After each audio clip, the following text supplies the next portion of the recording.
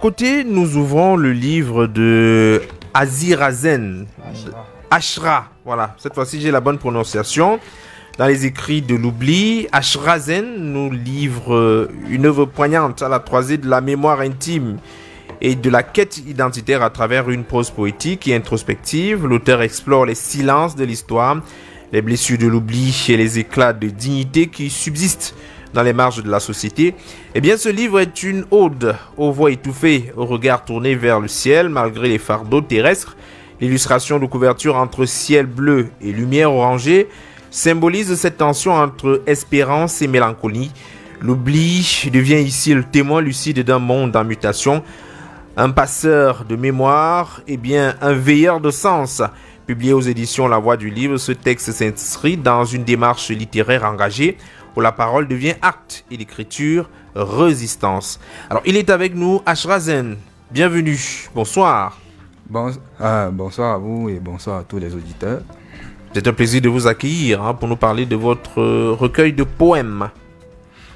Oui. Dans quelles conditions vous l'avez écrit et en combien de temps exactement? Bon, ce recueil, je l'écris en fait depuis la seconde, sous les encouragements de ma mère qui est prof de français.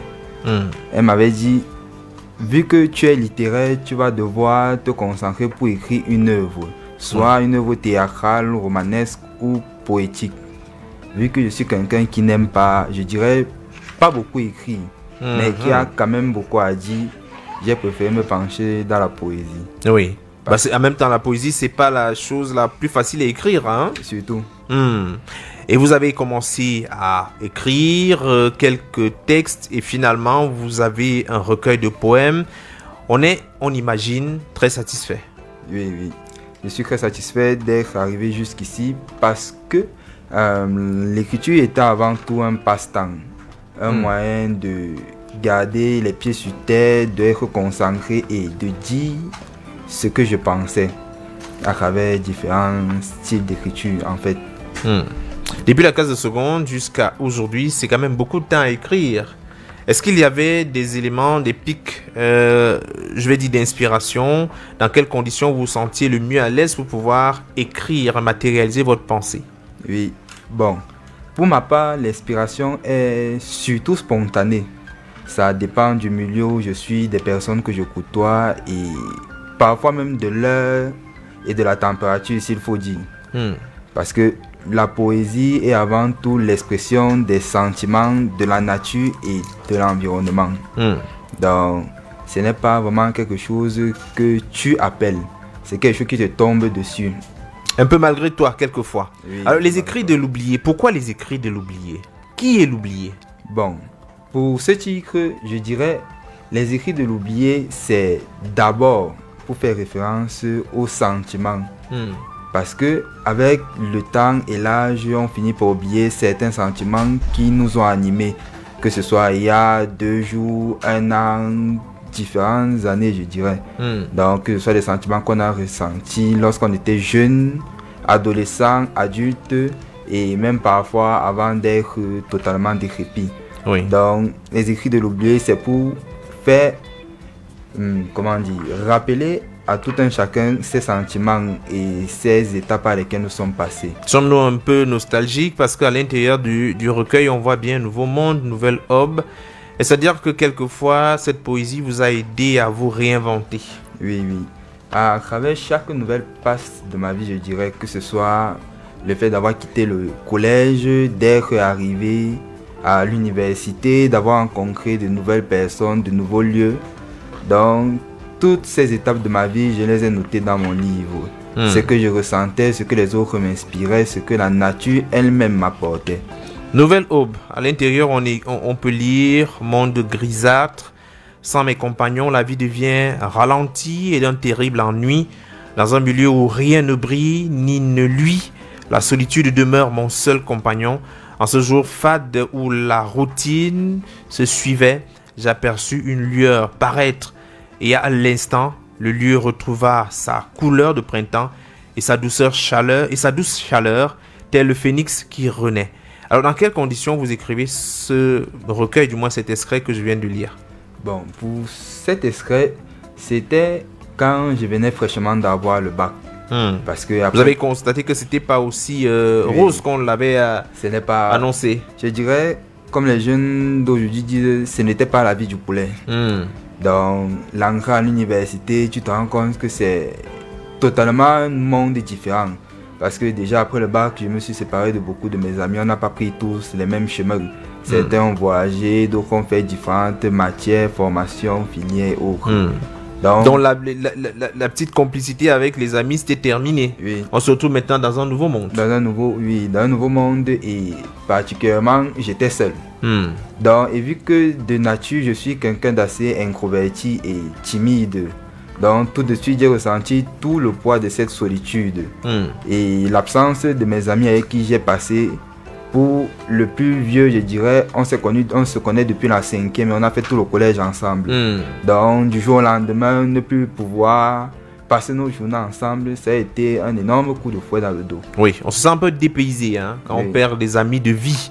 Parce que ce sont parfois des amis sincères lorsqu'on les a depuis la classe de 5e jusqu'en terminale. Il y a quand même ces rapprochements de mots contradictoires que j'aime bien. Douce noirceur. En quoi est-ce que la noirceur peut être douce? Bon, je dirais généralement la noirceur ou les ténèbres, pour certains qui sont familiers avec ce terme, est quelque chose d'assez glacial, d'assez froid. Quelque chose qui inspire la peur et parfois le dégoût chez certains. Mais chez d'autres, la noirceur, les ténèbres représentent un espace unique. Quelque chose qui est à toi, que nul ne peut franchir, une propriété que personne ne peut te voler ni violer. Donc c'est un espace où tu peux être toi et particulièrement tout ce que tu veux, où tu peux te concentrer, te recentrer et principalement réfléchir sur toi-même et sur ce qui t'entoure. Il faut dire que vous avez également des textes qui parlent de Dieu. Seul Dieu sait ce qu'il y a dans mon cœur, ce que je pourrais dire à mes parents, ce que j'aime dans ces lieux troublants qui me malmènent et m'attirent malgré la peur, ce qui m'attire sur la junte opposée, sans intérêt pour leur corps dénudé, ainsi de suite, ainsi de suite. Les auditeurs auront le temps de découvrir quelle est la relation que le jeune poète que vous êtes a avec le Tout-Puissant, le Très-Haut. Oui, déjà je suis né dans une famille de chrétiens catholiques et dès ma plus tendre enfance, j'ai été initié aux paroles bibliques. Donc c'est vrai qu'avec le temps, j'ai fini par perdre l'habitude. Vous n'allez plus à l'église en fait? Oui. Pour quelle raison? Pourquoi cette belle habitude a été oubliée? C'est surtout le fait que l'église, de mon point de vue, est plutôt comme, je dirais, comme aller dans une école maternelle. Tu entres à l'église, tu t'assois, tu te lèves, quand on te demande de te lever, tu récites chaque jour les mêmes paroles. Donc vous avez des problèmes avec les règles?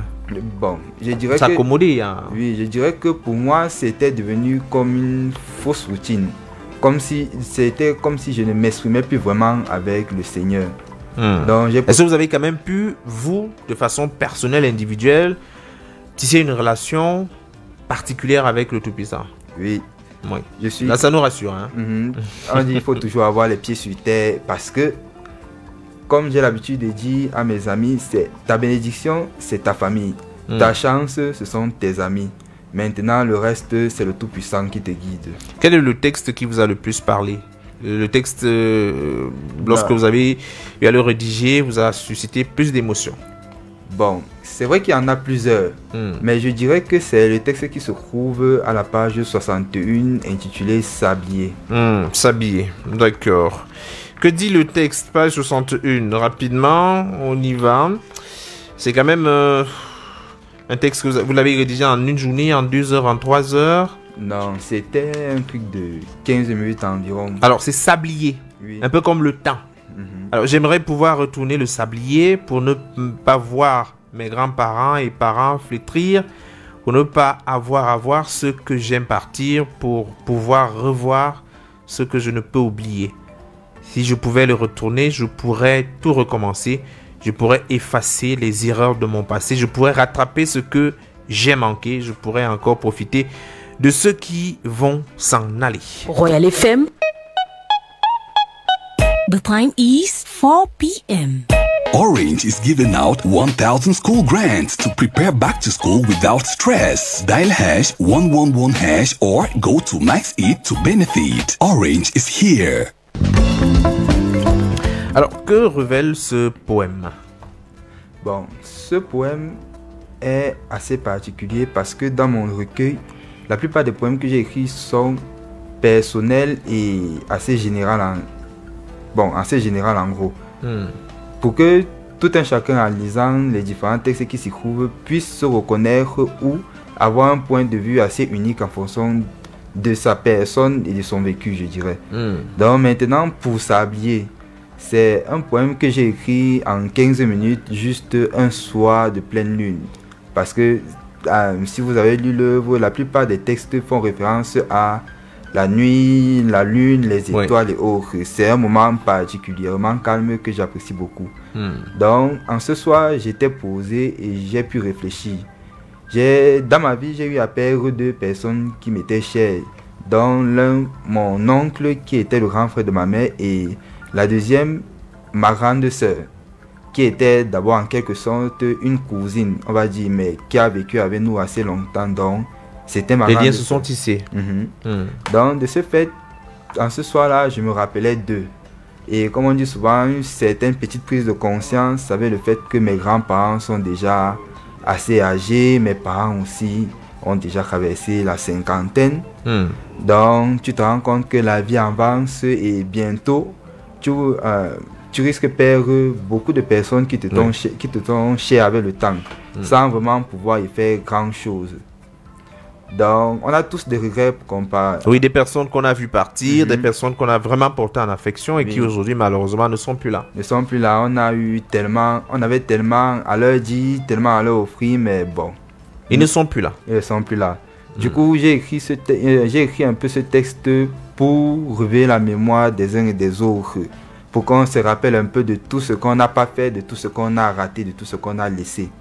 Avec la dernière strophe du poème, qui est une certaine prise de conscience pour te rappeler que tu as encore, malgré ce que tu as perdu, tu as toujours le temps de tisser ton avenir et de pouvoir faire en sorte que tout ce que tu vas faire et continuer de faire en sorte que ça devienne plus tard un souvenir que tu pourras chérir, que tu sauras apprécier et que ça ne devienne pas un souvenir qui va s'ajouter dans ta liste des regrets en fait. Alors pourquoi Achirazen? Bon, Achirazen, c'est un pseudo que j'ai depuis la seconde aussi en fait, depuis que j'ai commencé à écrire. C'est un pseudo que j'utilise sur WhatsApp. Et du coup, avec le temps, ce pseudo est devenu pas intégrant de moi. Parce que j'ai plusieurs amis en fait. Après le collège, plusieurs de mes amis d'université me connaissent sous le nom de Achira. Oui. Donc c'est à peu près comme ça que la plupart m'appellent.